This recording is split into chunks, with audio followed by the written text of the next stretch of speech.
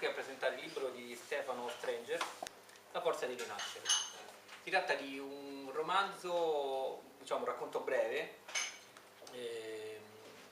che è incentrato tutto sulla voglia proprio di rinascere, nel senso di scoprire se stessi, le proprie potenzialità e soprattutto di riscoprirsi in una città nuova, in un mondo nuovo, degli interessi nuovi amici. La domanda che ti voglio fare, la prima domanda è: c'è qualcosa di autobiografico, come si legge anche un po' dalla quarta di copertina, oppure nasce tutto dalla fantasia? No, devo dire che molto è autobiografico, è proprio la base che mi ha dato l'aiuto poi a scrivere il libro. Perché okay. L'idea di base l'ho ripresa da un'esperienza che ho avuto con alcune amiche che ho aiutato a superare le difficoltà e a realizzare i loro sogni, no? Però poi ovviamente la difficoltà di scrivere, le idee che non venivano, poi però ho detto però posso parlare della mia esperienza che ho fatto con loro, che mi hanno preso come modello e magari il mio sogno sarebbe stato riuscire a trasmettere questa voglia di vivere, questa voglia di lottare per realizzare i propri sogni. La storia di questo ragazzo che in una città nuova incontra un ragazzo con cui abita il coinquilino, che è un ballerino, e quindi inizia anche lui a avvicinarsi al mondo della danza, incontrerà una donna con cui si fidanzerà. Sì, una storia tormentata ovviamente come molte. Certo. Tormentata poi fino a un certo punto, nel senso che lui si trova a fare delle scelte, poi c'è la cattiva che poi in realtà non è cattiva, che è una zia, insomma, che È incomprensione. è incomprensione.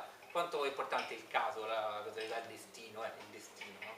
Questi due che si incontrano così. Io ho sempre creduto nel destino, poi non so se definirlo come, per chi crede magari può dire il destino in realtà non è altro che sempre Dio, come certo. sotto mentite spoglie diciamo, no?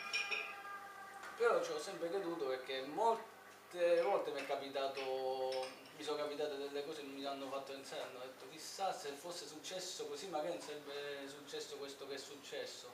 Tipo ho avuto purtroppo tempo fa un incidente con il pullman e quel pullman l'ho preso per 5 minuti, lo stavo perdendo, se l'avessi perso magari non avrei avuto incidente. Certo. Ma anche tante altre cose, buon amore, magari se trovi la persona giusta, però nel momento sbagliato, poi che la persona giusta magari va male, perché magari... Sono le 5 di pomeriggio. È giunta l'ora per Roberto e Stefano di avviarsi a danza. Quest'ultimo è colto dall'ansia e dell'emozione che crescono, fino a procurargli un fortissimo mal di stomaco. Sei pronto, Stefano? Domanda Roberto mentre apre la porta per uscire. Certo, Roberto, sono nato pronto. Sicuro? In realtà no. Sono pieno d'ansia ed emozionatissima, altro che pronto. Lo sapevo, lo si vede dal tuo sguardo e dai tuoi muscoli che sei teso, ma andrà tutto benissimo. Stai tranquillo, rilassati e goditi la lezione. Mentre si cambiano nello spogliatoio, Stefano e Roberto stemperano la tensione chiacchierando con alcuni ragazzi che si stavano riscaldando prima di fare lezione. Piacere, io sono Stefano e lui è il mio amico Roberto. Piacere, io sono Valerio. E io Piero. Come state? Che fate di bello voi? Tutto bene, io faccio hip hop. Anche io bene, faccio latinoamericano, tu? Io faccio classica. Oggi faccio lezione di prova, è il mio primo giorno. In bocca al lupo! In bocca al lupo, immagino l'emozione. Crepi! Sì, sono emozionatissima infatti. Quando siamo usciti era sbiancato in volto. E dai Roberto, non prendermi in giro. Ragazzi, noi andiamo che facciamo tardi a lezione. A dopo, buona lezione, anche a voi.